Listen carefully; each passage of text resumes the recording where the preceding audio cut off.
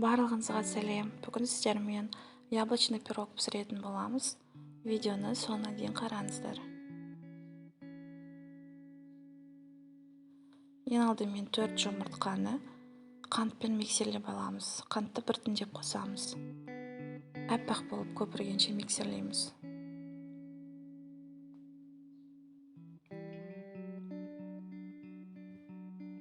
Мінекей осылай көпіру керек.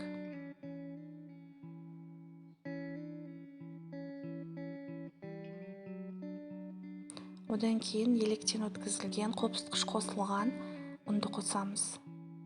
Ұнды қосқаннан кейін жайлап лопаткамен араластырамыз, солдан оңға қарай.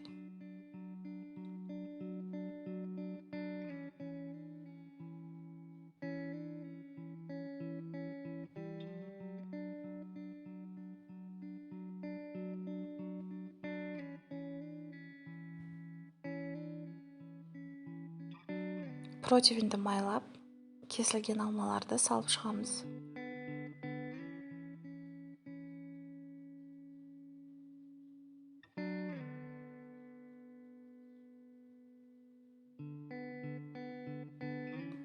Үстіне жаңағы қамырымызды құямыз.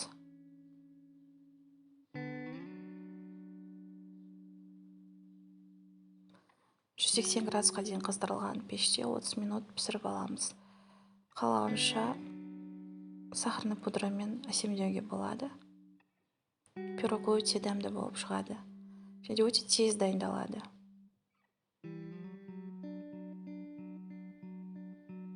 Каналыма подписка жасап, видеоға лайк пен комментарий жазып кетуді ұмытпаңыздар.